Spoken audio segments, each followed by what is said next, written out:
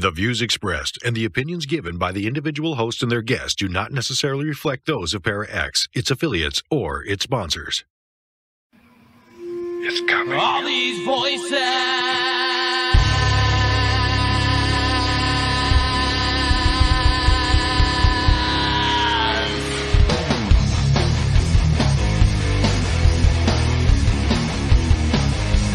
All these voices. All these things you can't explain. All these painful memories. They keep haunting you. It's haunting me. It's just a ghost of you and me. It's just a smoking gasoline. It's just a ghost of you and me.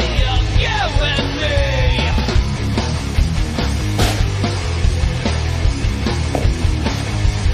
All these whispers. My name is James Hershey. Right back. All these shadows in my mind. From my reflection, I can't find. It's just a ghost of you and me. It's just a smoking gasoline. It's just a That ought to ghost do of it. you and me. Of you and me. Don't let 'em take you away. Don't let 'em bring you down inside. It's just the mirrors in your mind. Don't let 'em bring you down.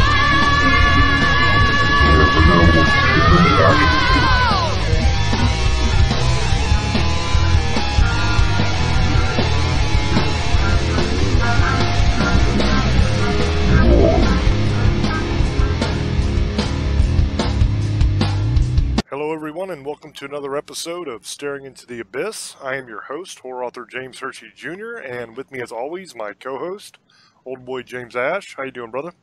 I'm doing pretty good. How's everybody tonight? It's no secret that I am a huge nerd when it comes to lore and mythologies from all over the world. I absolutely love this stuff. I have since I was a small child. My earliest memories, for some people, it might be throwing a ball outside or going fishing or something like that. And I did those things as well. But for me, some of my earliest and fondest memories are going to the library on base and cracking open old mythology books and reading about all the gods and goddesses and the different mythical creatures and researching lore from different areas of the world. I grew up all over the world. I lived in Germany for 4 years. I've been all over Europe. I was fortunate and blessed enough to be able to spend that time all over the place. So each new place I went, I would research the lore of that area, of that country, of that smaller area, of that region. And I would learn these amazing, wonderful things. It's kind of funny because in a way, I've been preparing to do what I'm doing now my entire life, and I didn't even realize it. For most of you, you probably have not heard of the topic of tonight's show. For some of the lore nerds like me out there that love this stuff, you might have. But whether you've heard of it or you have not heard of it, I believe that tonight's show is going to be very interesting. On tonight's episode, we are going to be talking about, in my opinion, the superstar of Slavic and Russian folklore, and that is Baba Yaga, the Slavic witch. Now, this is going to be a fun one, like I said, because the lore on Baba Yaga is very, very strange. And in some parts, it's even flirting with being unbelievable. Now, you have a little bit of that in all lore and all mythology anyway, to whether you're kind of on the fence, is this true, is this not true, is some of this true, is none of this true? But with Baba Yaga, it goes kind of way out there. But I think you guys will enjoy it. One of the strange things about Baba Yaga is that it's an elderly woman. And this particular old woman has the powers of a witch and is also cannibalistic. An even stranger part of this lore is that it's said that Baba Yaga roams the countryside in a wooden hut that is mounted on chicken legs. Now, there's no reason for you to be messing with the knobs on your radio right now. Okay, I'm going to repeat what I just said so that you can be sure that your radio is not malfunctioning and you heard me correctly. I did, in fact, say that it is said that Baba Yaga roams the countryside in a hut that is mounted on chicken legs. Now, I know, but remember, I just told you that this lore is very, very strange. Now, Baba Yaga would be classified as a supernatural creature if she does indeed exist, because she is usually described as appearing as a fearsome and frightening apparition. Now, you might be thinking when you hear the words fearsome and frightening that we're talking about some evil creature that wants to do nothing more than roam the countryside in her weird chicken hut, lopping the heads off of kids or something like that. But she's not all bad, because probably her most important role is that of a guardian who stands between the realm of the living and the realm of the dead, and sometimes even helps people. Now, being a guardian does not mean that she is all good either. In fact, she's rather bad, in my opinion. She is best known for snatching up young children, devouring their flesh, and grinding their bones into powder. Now, seeing as her diet consists of the flesh of the young, I would imagine that the powdered bones are most likely used to make a broth or a soup, something like that, for when times are tough and real live children are hard to come by. Now, interestingly enough, that same trick was used for generations by people in the past to use every possible part of the animal and to supply some basic nutrition through the winter months when times got tough. Now, I'm in no way obviously comparing the butchering of animals to the butchering of children. You know, don't butcher kids, okay? Just bottom line, don't do it. It's not fun. It's not good at all. Just don't do it. That's a public service message from your friends here at Staring in the Abyss. We are anti-butchering children. Just to get that on the record, because I know how people are these days. Now, some of the older lores about Baba Yaga state that she had a very large oven, and she would use that oven to cook children in. She would put them in whole. Now, you might be thinking right about now, that sounds awful familiar, James. Where have I heard that before? Well, it sounds a whole lot like the old fairy tale of Hansel and Gretel. And I wonder if Baba Yaga was the inspiration for that fairy tale, because there are so many similarities between the lore and the legends of Baba Yaga and the witch in Hansel and Gretel. Now, I want to talk a little bit now about the physical appearance of Baba Yaga. What does she look like? Well, let's just say that she isn't the cover of Vogue material, okay? And in fact, she's described as hideous. And just looking at her was said to cause extreme terror and revulsion. To begin with, her teeth were made of iron, and they could easily crush the bones of her unfortunate victims.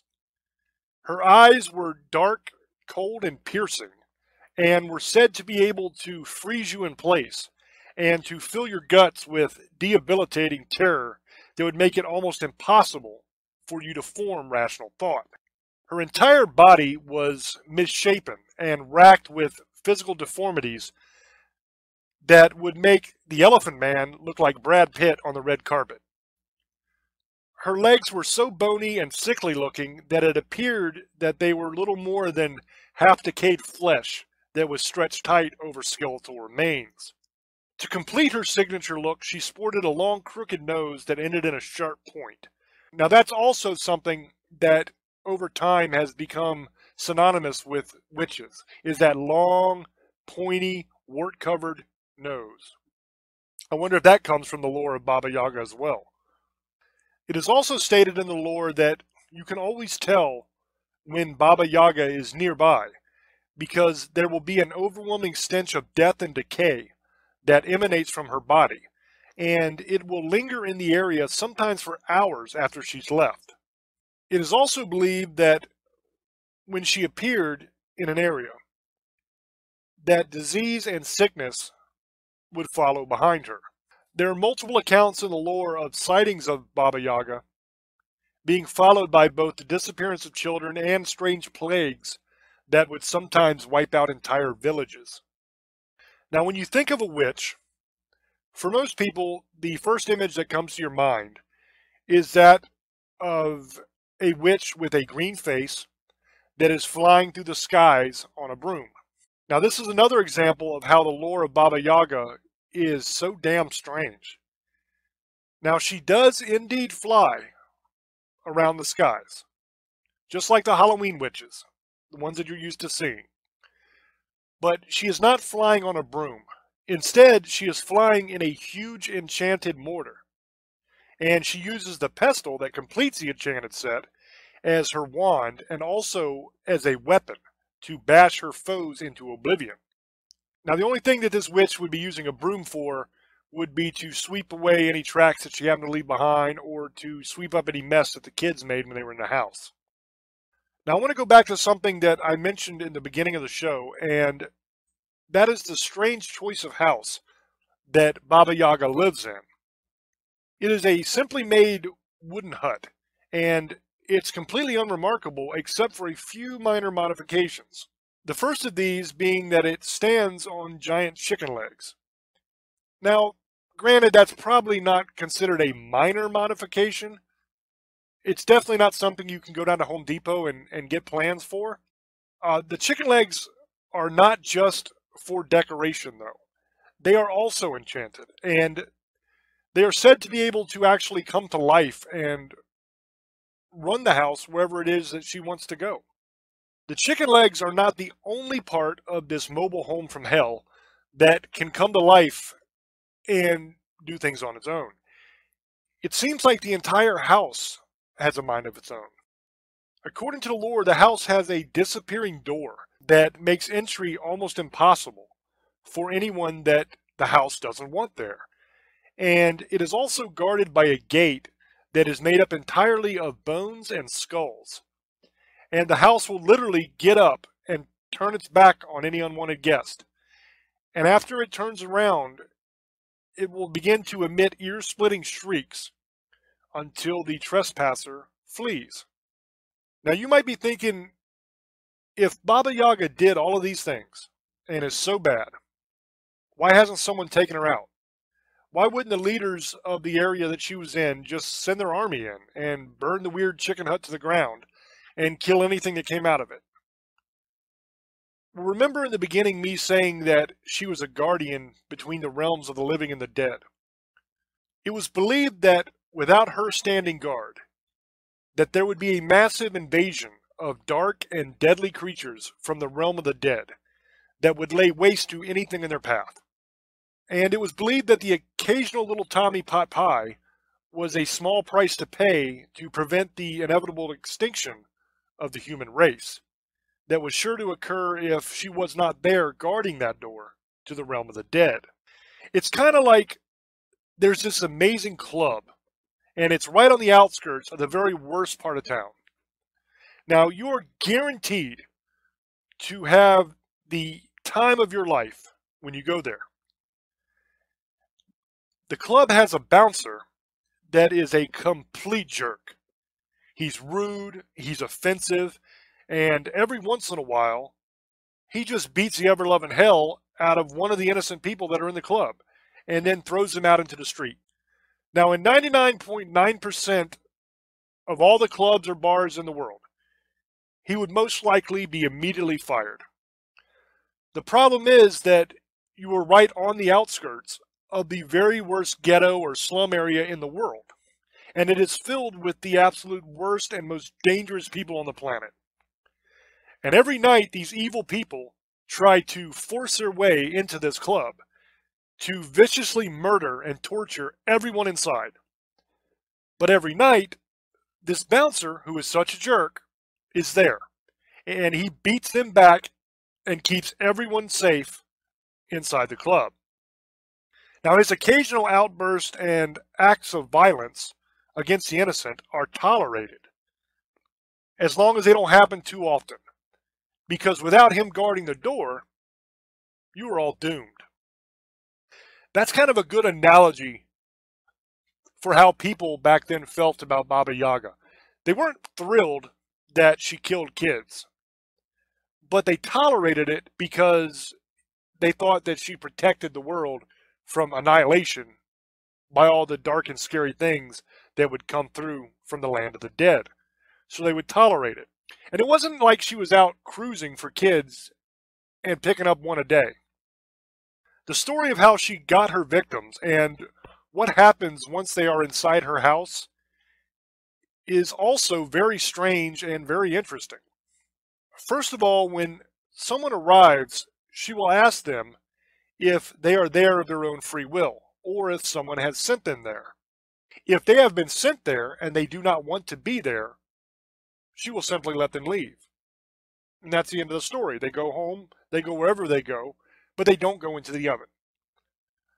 If they say that they are there of their own free will, then she will still give them a chance to be able to leave again. The way that she does this is by giving them certain tasks. Now, these tasks are extremely difficult, but they are not impossible. If the child or the adult, because sometimes she would get adults in there as well, usually it was children, but every once in a while a grown person would go in. But if the child is able to perform the task, then they are allowed to leave again. But if they fail, then their destiny lies inside the oven. Now you might be asking yourself, what is the upside here? Why in the hell would these kids go to the house? Worst case scenario, they end up in the oven dead and eaten for dinner. Best case scenario, they get to leave. Well, why the hell didn't they just stay out in the first place and it wouldn't be an issue? Remember in the beginning of the show how I said that sometimes Baba Yaga helps people? That is what is going on here. They went there hoping for her assistance with something. Remember, she has the powers of a witch, so it was believed that she could do you favors. She could grant you wealth. She could cure your mother if she was sick, whatever. Whatever thing that you needed or wanted.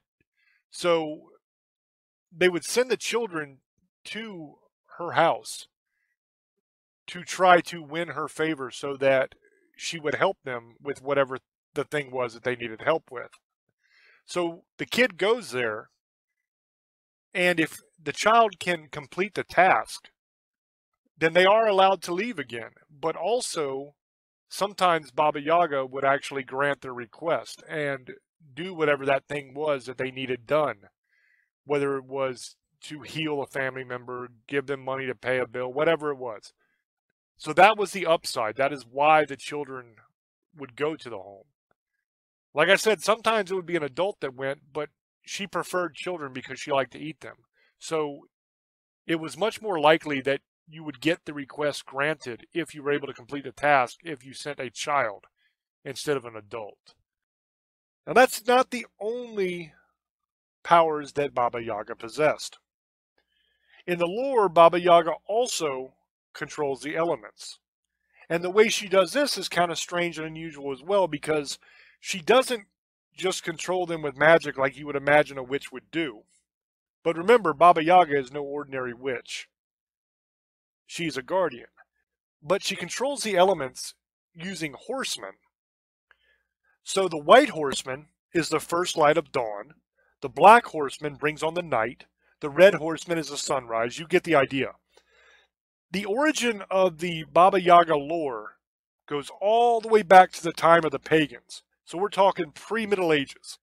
And now for the all-important million-dollar question. Do I think that Baba Yaga actually exists? Is there any truth to this myth? Or is it all just fairy tale?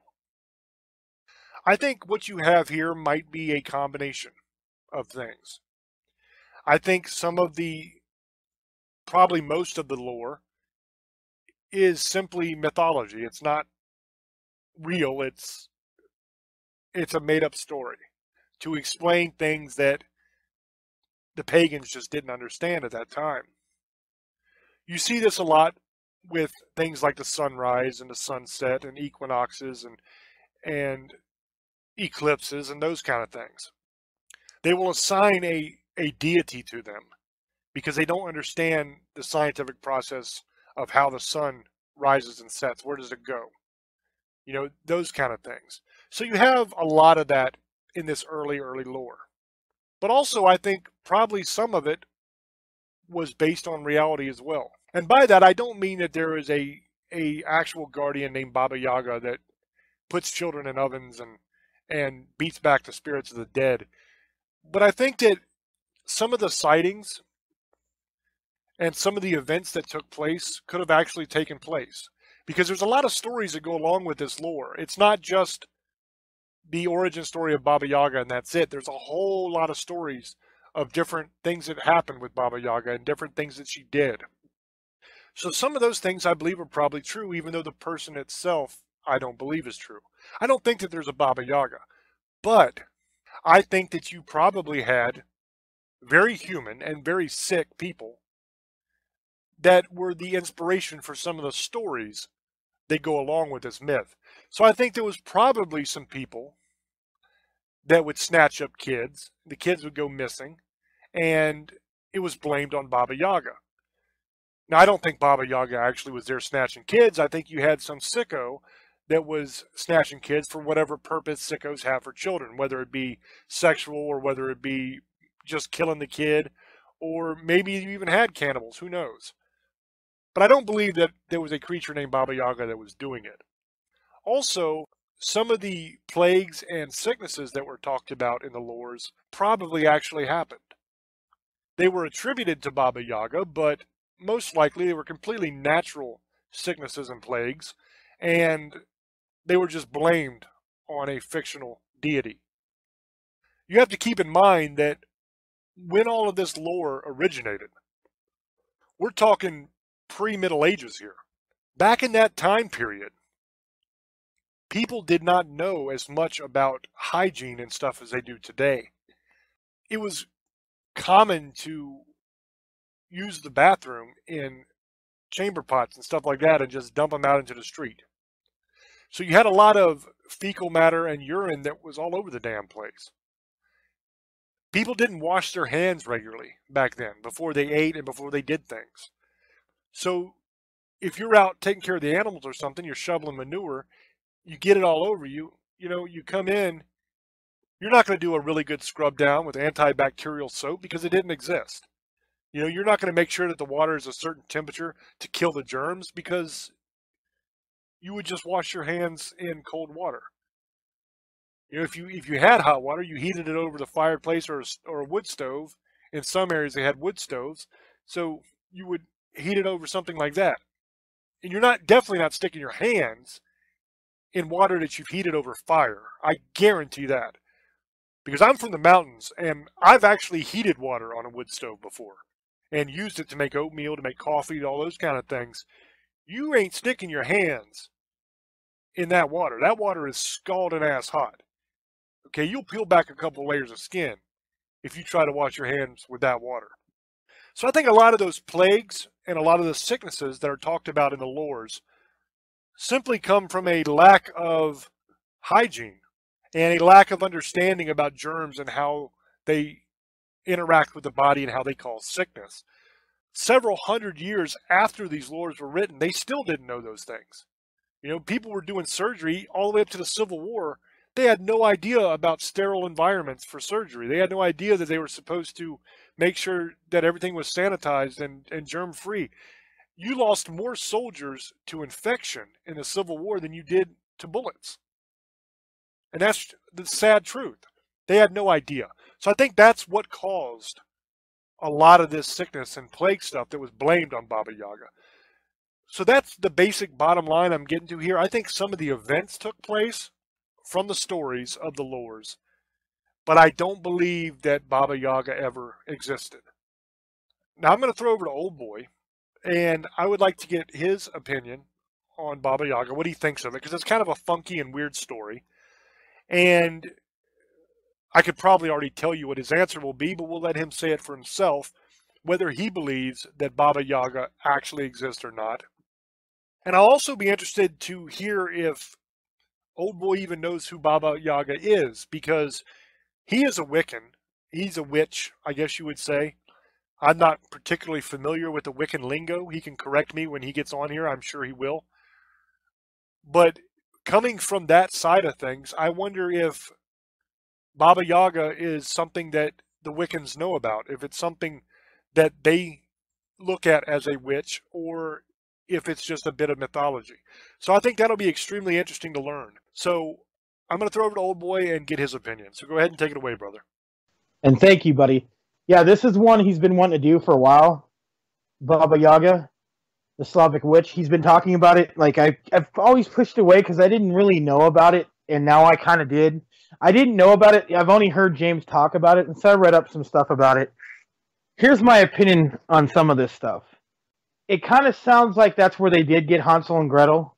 The story of Hansel and Gretel. I think they probably twisted it over the time, and that's how it's become now. Now people know how it is. Now they changed it even when Hansel and Gretel don't even get eaten. They get away and get rid of the witch. So they've changed a lot of fairy tales now to be different, so they're not bad anymore. So Baba Yaga, I think that in Russia and Slavia, I think that maybe there was somebody like this, but it's also, I think it's a lot of paranoia.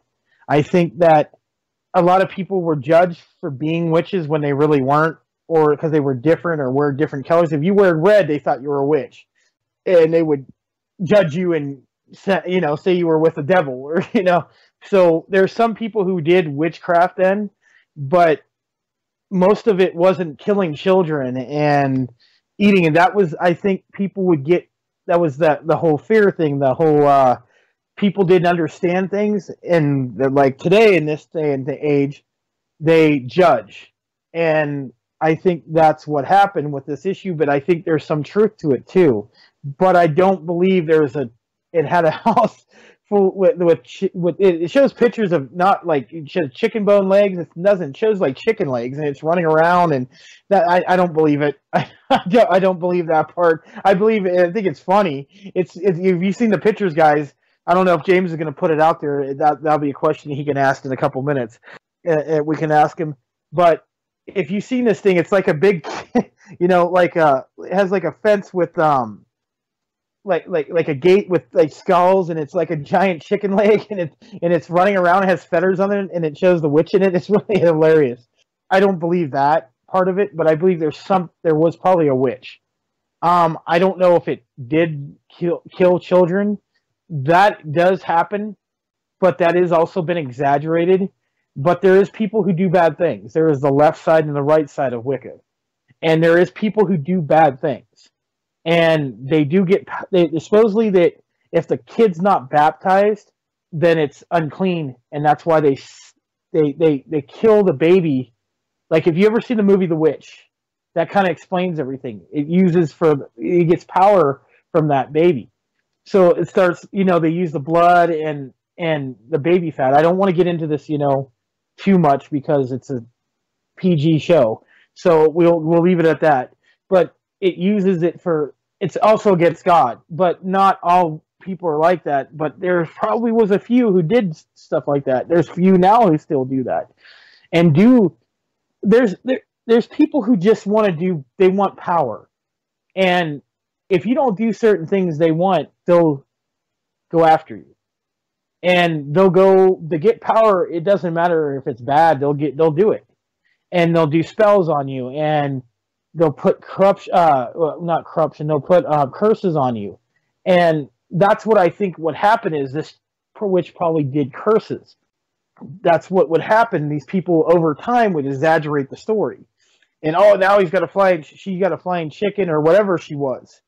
I can't say she just because she's a witch doesn't mean she's a woman. It could be both.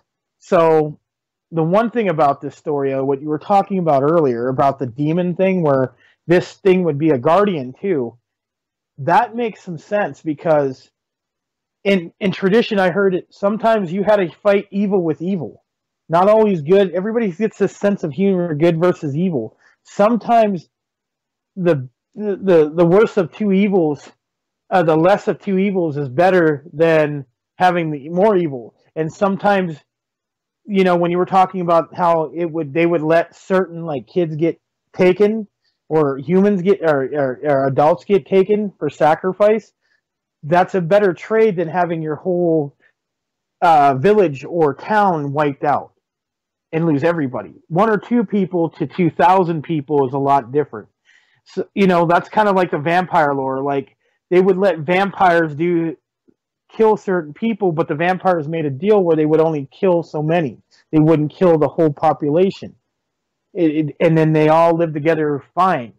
And it happens. That's what would happen. That's what the stories say. That's kind of interesting. You were talking about the demon thing, because maybe that is true. They had this witch or guardian, whatever she was, protect them so they would take a sacrifice.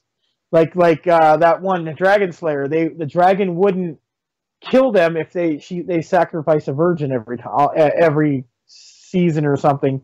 It's an old 80s movie. Check it out, guys. But it's about a dragon and this young guy. It's pretty good. It's about Merlin, I think. That's pretty much what it is. It's like a trade. So she doesn't kill everybody. She protects them against these demons. So what's the best way to do it? Get good? No. Get evil, because evil knows evil. So you have something dealing with each other. And no one really probably ever thinks about that. Like it's always good against bad or bad against good. No, evil against evil, because you get the lesser of two evils, but they know each other. So an evil being is going to know how to take care of another evil person, or evil entity, or creatures, demons, monsters, whatever was coming after these people. That would make sense. And I didn't think about it till you were talking about it earlier in the show. And I actually was sitting here, I'm like, man, I'm gonna talk about this, because James, I'll listen to what he has to say after this. But that seems like that's something I didn't even think about, is evil versus evil. Basically, like, it would be like Jason Voorhees coming at you. You would have Michael Myers protecting you, but Michael Myers is going to kill people, but he's not going to kill you, but he's going to keep you from getting killed. So that's pretty much what I'm trying to explain to you, and that maybe that's not the best way of doing it, but that's the way I was talking about. Now, the whole thing about, do I believe that she existed? I think it was a person, and maybe had the same name, but I believe that the story got exaggerated over time. I mean, there's probably truth. Remember, there's truth to every story, but story comes into a tale, and then it becomes a fairy tale, then it becomes myth, from legend to myth, and then it gets changed over time. 20 million different times it's been changed.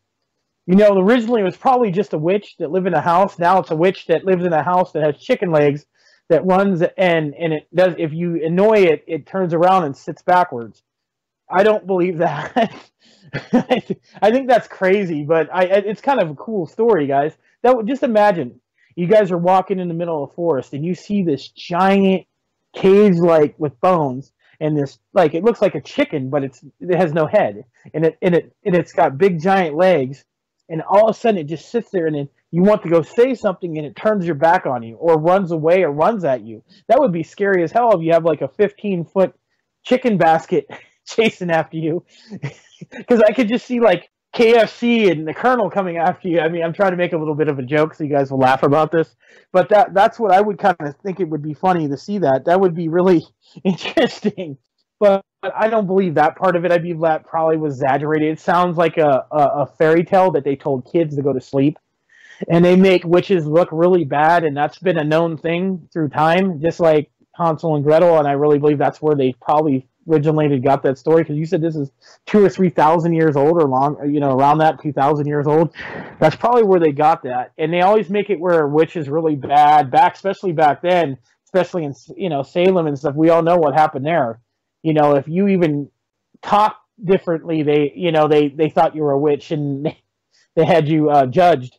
And that's what I'm saying. I don't want to get into that, but what I'm saying is that's what would happen. So probably what happened is lady was really old, and maybe did mess around, because you got to realize back in those days people were a lot of paganism. Like James said, it was around pagan time or before, and there's a lot of people who were doing spells and magic and messing around with that stuff, and you never know. She could have got cursed or something. I'm just giving it the story a benefit of doubt. I'm giving another opinion on it. She might have got cursed, and that was what her curse was, to be stuck in this giant chicken cage with bones and chase people, and then eat them. So that would be. I just get a kick out of it. I think it's a great story. I love it. It's something different. You're never going to hear something like this on anybody else's show, Baba Yaga. You're going to like, what the hell are they talking about? A Slavic witch that has a chicken coop? It has giant legs that chase people? I'm like, no, it's a real story. It really exists. I read about it and everything. It's a great story. You guys want to check it out, see what all it says about her.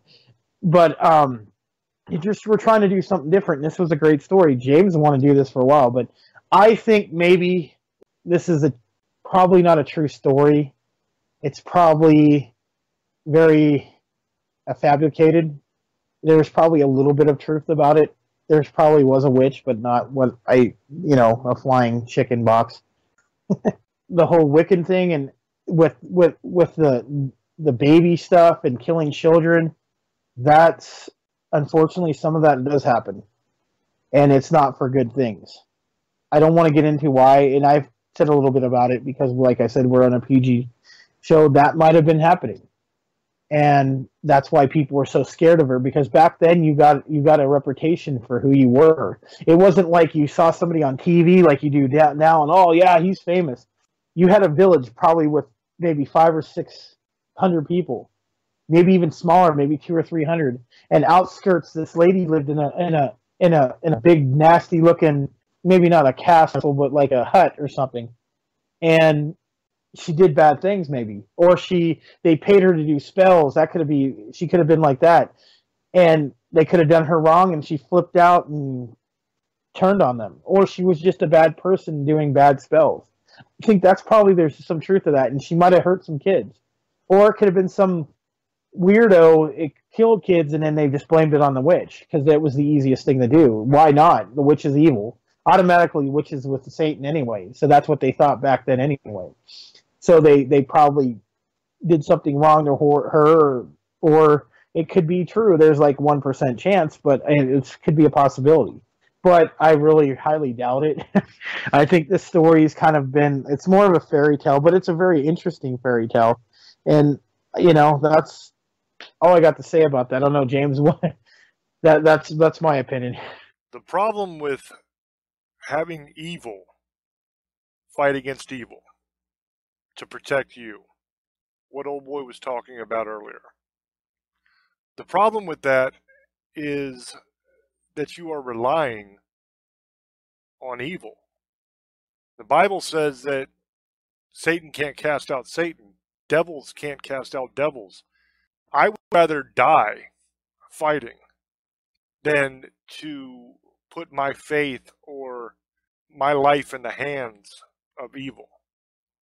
Evil absolutely exists.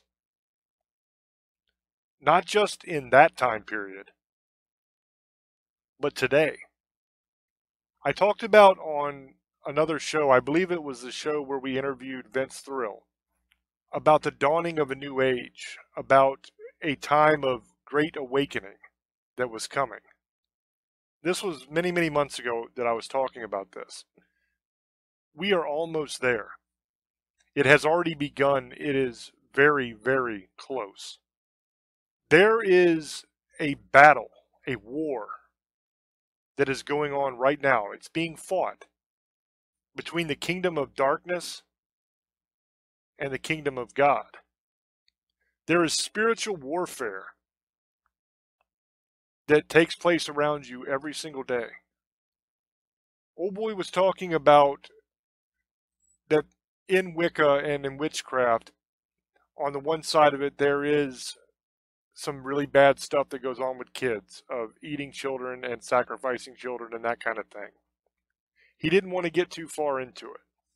But I'll tell you exactly what is going on with that.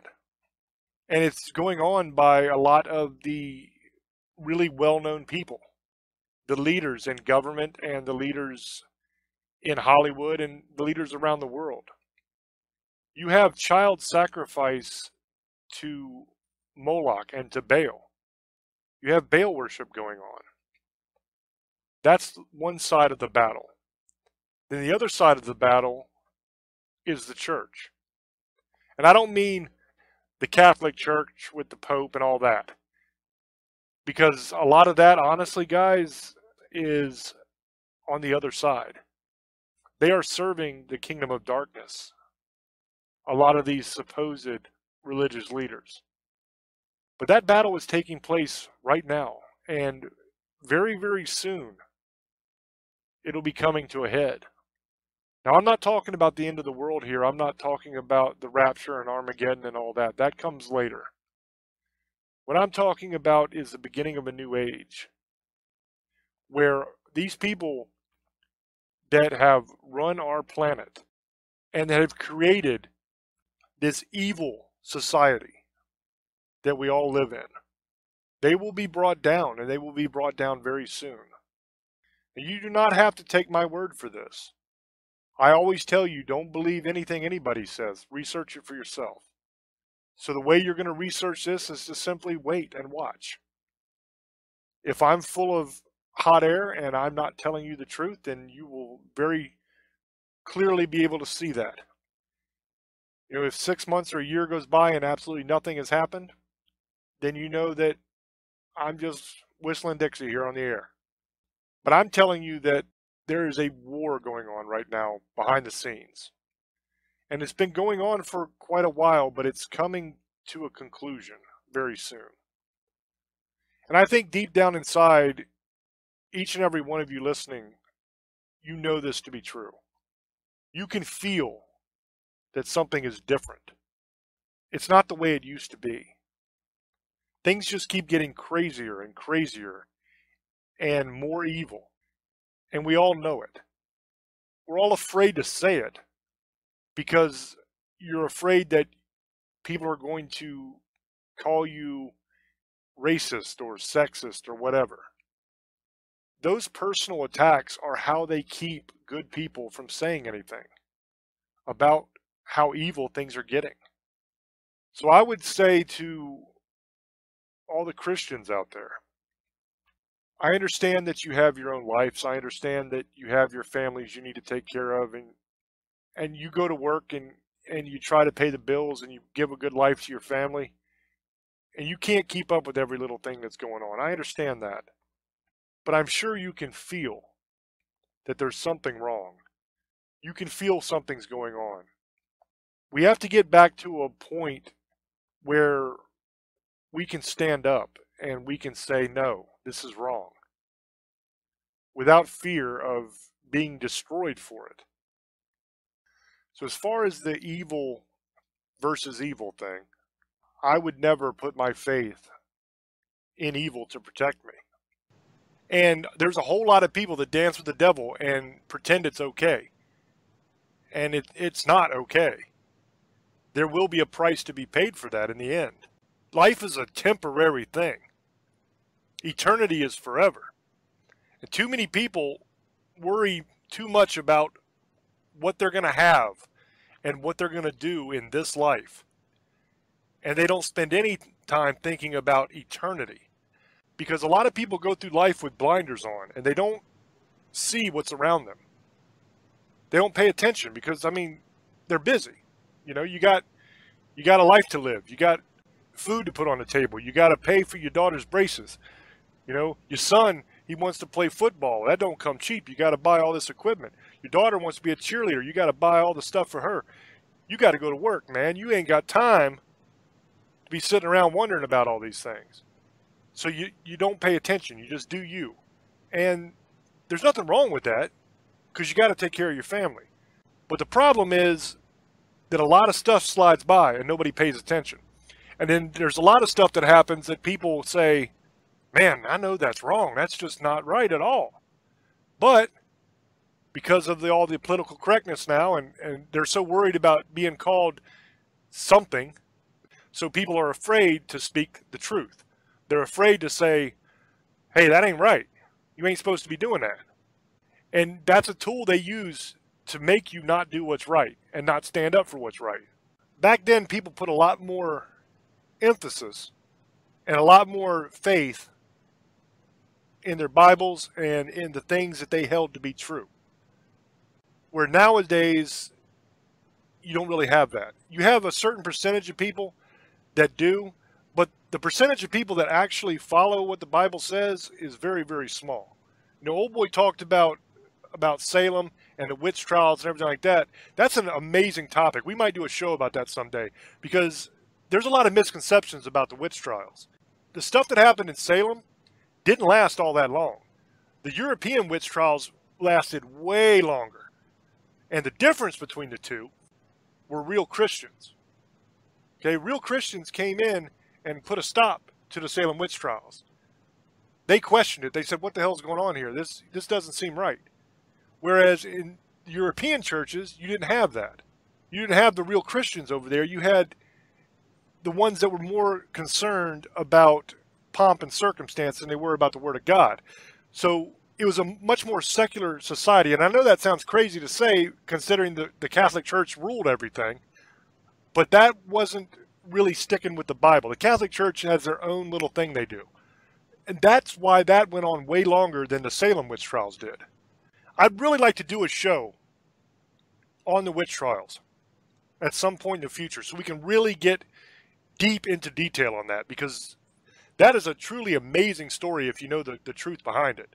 But you have a lot of exaggeration, like old boy was saying earlier, when you deal with myth and lore as well.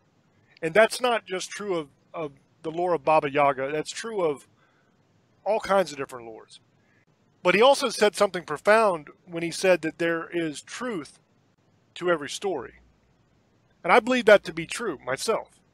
No matter how outrageous the lore sounds, you have to understand that this story survived. There has to be a reason for that. Now, I myself, as I said earlier in the show, I do not think that there's some supernatural witch chick that is a bouncer at the door from the realm of the dead that keeps us all safe and runs around in a chicken hut and all this nonsense. I don't believe that to be true.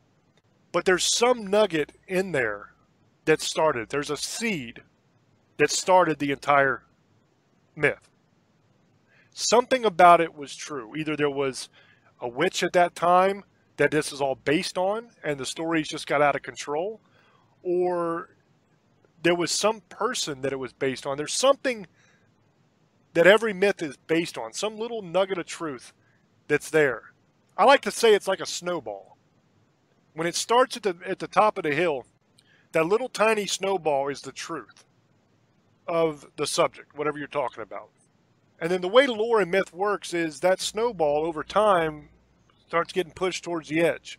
And as it goes, it collects more and more snow. Then it reaches a point where it goes down the edge and rolls down the hill. And by the time it gets to the bottom of the hill, which is 1,000 years later, 500 years later, whatever, it's this giant monstrosity of a thing. And everything on the outside of it is just BS that it picked up on the way down. But inside, in the middle of that giant thing, that huge myth, you have that little bitty snowball, that little bitty nugget of truth that began it all. And I think that this story, this lore, this myth is no different. I think that's what we have here, is a little nugget of truth that over the years has rolled down the hill and all this extra stuff has been added. The secret is to time travel in a way. And I'll explain what I mean. What you do to time travel is you begin researching the myth. You begin looking for documentation, anything you can find that can prove or disprove portions of it. And as you do that, you work your way back in time to get as close as possible to the original myth, the original time frame, and you see what you can see. Sometimes you find nothing. Sometimes you just can't unmake that giant snowball to get down to the little one that started it. And sometimes you can. With this myth, so much time has passed, and there's literally hundreds and hundreds of different stories that have to do with Baba Yaga. So it's very difficult to try to unravel this one. But I be willing to go on the record as saying I'm pretty sure that some of the parts of this myth aren't true, such as the chicken hut. I don't think that's true. The screaming house and the gate. The gate is an interesting one because the gate could be true. That could be one of those little nuggets that is true and the rest of it grew around it. You know, let's say this woman or this man, whatever, probably it was a woman because she's a woman in the myth. Let's say this woman did have a wooden hut out in deep in the forest somewhere, and she did take kids there and do whatever. You know, the kids never came back, so maybe she ate them, maybe she just killed them. Who knows what she did? It's very possible that she could have made a gate out of their bones. It's not like today where you have the police doing patrols all the time. So who would really do anything about it if she did? If you didn't have the people rise up against her because they were afraid, the only people that could do anything about it would be the royals. You know, either the king or some of the big landowners or something that had their own troops. They would be the only ones that could really do anything. So if they didn't do anything, if let's say they were afraid or didn't want to mess with her because who knows what kind of power she might have, because you know how stories go. Stuff gets blown out of proportion very quickly. They could have very well thought they were dealing with a witch that could destroy them. So maybe they thought, leave well enough alone. You know, so that little part there might be true. Who knows? It might not be true. But to me, that's what's so interesting about a lot of this old lore. Is going through it, first of all, the imagery is amazing. You know, just thinking about this wooden hut on giant chicken legs running around the forest is awesome. I mean, how cool is that, right? And we all know with our minds that most likely that's not true, but it's just really fun and really interesting to think about. So the imagery is amazing. Second of all, with a lot of these old lores, the storyline is amazing as well. Because you don't just have, okay, here's this creature and then she killed people and that's it. You have all this wonderful story that's weaved through it. And you have that in a lot of different lore, where there's this beautiful little storyline you can follow. And then the other part that I really enjoy is the research element of it, of trying to figure out if it's true or not. And if it is true, which parts are true? And what is it based on? Because you have some lores that are based on actual historical events. You know, like the Pied Piper lore. We did that show a long time ago. There were actually children, 100 children, that disappeared from this little town of Hamelin in Germany. There's town record of it, that these kids actually did go missing. And this amazing lore that everybody's heard of, the Pied Piper of Hamelin, how he played his little pipe and led the children away. There's this amazing story that has developed and evolved from a real event that actually took place. And to me, that is the other part of this that's amazing to me, that I really, really love, is going back and learning the actual history of what happened. And then comparing that to the myth and trying to figure out how the hell they got from point A to point B. You know, what happened to get them from 100 kids disappearing to a guy with a pipe is the one that did it. He led them away. What caused that? You know, that to me is really, really interesting stuff. And that's why, as a very small child, I fell in love with lore and myth, and why I study it and why I know so much about it. And like Old Boy said earlier, you're not going to hear stuff like this on any other show, because there's not many people like me in the world that have spent their entire lives researching this stuff and love it the way I do. So I hope you guys enjoyed this show. We're getting really short on time, so I'm going to throw back over to Old Boy to do his closing shout-outs. Thank you, buddy. And I really enjoyed this show because it was just great. We got to talk about something a lot of people don't talk about. But I want to thank everybody from ParaX and TuneIn and whatever affiliate is with ParaX that listen in. Everybody on the YouTube pages. We have over 3,700 subscribers now. Thank you, Shadows Pit. I'm a part of it. So is James. We're going to be doing an investigation next week, so we'll probably have more evidence on there for Shadows Pit. I want to give a shout out to our new camera guy, Kevin. We just got him on like a week ago, so he's going to be doing camera work when we go and do evidence. for paranormal, and maybe one day crypto when we do a TV show, if we ever do it. If you guys want to listen to our old shows, check out James Hershey Jr.'s YouTube page. He'll tell you where to go. We also have a merchandise page where you can get everything you want, like shirts, not jackets, but you can get like hoodies and baby clothes, and even I think you can get iPhone cases, and you can get like what are they called? I don't think you can get patches, but you can get all kinds of cool stuff. Check that out. He'll tell you in a minute where to go. So I hope everybody has a great night. Blessed be, and good night, Sugar Ladies, Misfits, Demon Hunters, and have a great night. I love you, and good night. The YouTube channel is youtube.com/James Hershey Jr. If you have not subscribed already, please do so. We'd really appreciate that. On that channel, you'll find replays of all of our shows. We do the show Sunday night at midnight on ParaX, and then usually Monday at some point during the day, the show will be up on the YouTube channel, the replay of it. So if you missed it on ParaX, you can always catch it on the YouTube channel. Also on that channel, we put up a lot of different evidence videos and other stuff like that that have to do with the paranormal. It's got a lot of great content, and I think you really dig it. The merchandise store is teespring.com/stores/staring into the abyss.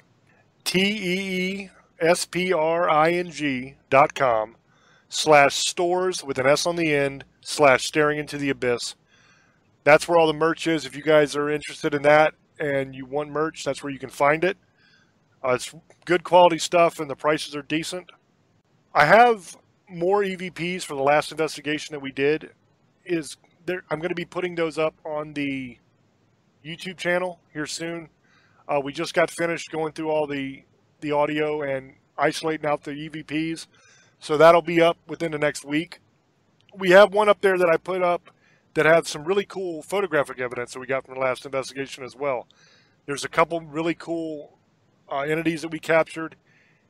And so there's a lot of cool stuff like that on the channel. So definitely go and check that out. We appreciate all the support and the love that you guys give us. Thank you for listening. Thank you for watching the videos on YouTube. Thank you for everything. We greatly appreciate you guys. And until we speak to you again, love many, trust few, and do harm to none. God loves you, and so do we. Bye-bye.